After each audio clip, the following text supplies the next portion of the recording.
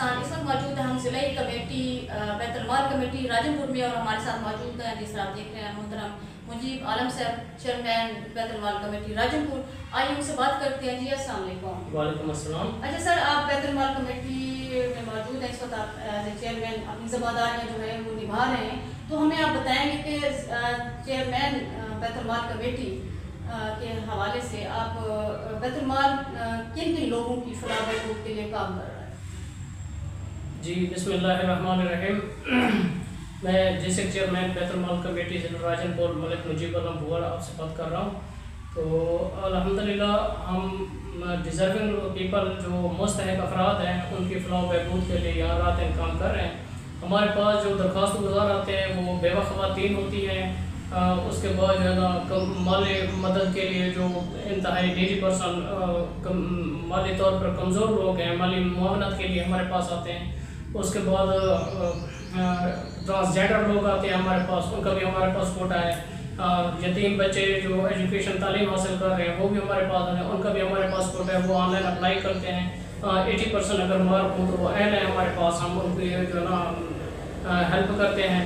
اس کے بعد جو گورنمنٹ ہاسپیٹل میں پیشنٹ غریب افراد کسی بیماری میں مبتلا ہیں تو ان کی علاج معالجے کے لیے بھی ہم ان کو جو ہے نا مدد کرتے ہیں. سوشل ویلفیئر کو ہم MSF کے نام ایک چیک دیتے ہیں جو ان کو میڈیسن فری دیتے ہیں. اس کے بعد معذور افراد ہیں وہ ہمارے پاس جو ہے نا وہ اپلائی کرتے ہیں, ان کو گورنمنٹ ہمت کارڈ کے حوالے سے جو ہے نا کوئی کارڈ بھی ایشو کر رہی ہے, ہم بھی ان کی مالی معاملات کرتے ہیں.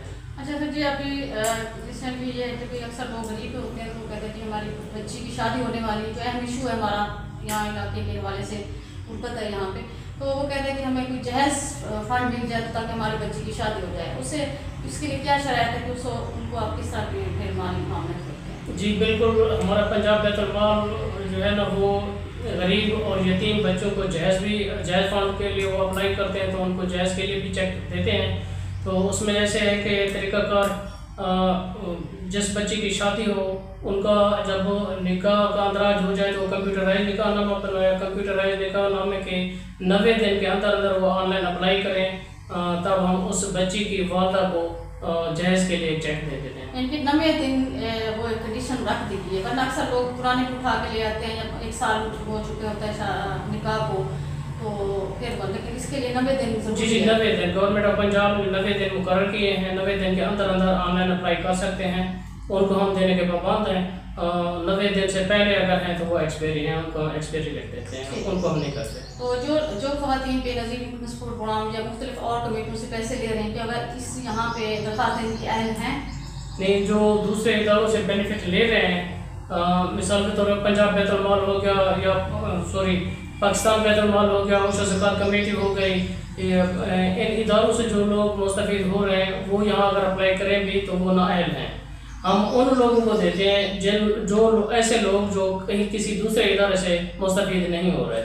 تو آپ اسٹوڈنٹس کے حوالے سے بات کریں کہ آپ اسٹوڈنٹس کو بھی وہ کس طرح کیا طریقہ, کیا ان کو ڈائریکٹ دیں گے یا ان کی ادارے کو بھی دیں گے؟ ہاں, اسٹوڈنٹ کا یہ طریقہ کار ہے کہ ہمیں جو اپنا ایڈمیشن نمبر دیں گے گورنمنٹ ادارے میں, پرائیویٹ ادارے والوں کو ہم نہیں دیتے. جو گورنمنٹ ادارے میں ایجوکیشن حاصل کر رہے ہیں وہ اپنا داخلے کی رسید دیں گے. اس کے بعد جو ہے نا اپنے 2 سیمسٹر کا رزلٹ کلیئر کر کے دیں گے. اس رزلٹ میں اگر 80% مارکس ہیں تو وہ ہمارے پاس اہل ہیں, ان کے لیے ہم ان کے ادارے کو چیک دیں گے, ان کی جو ہے نا فیس میں معاملات ہوگی.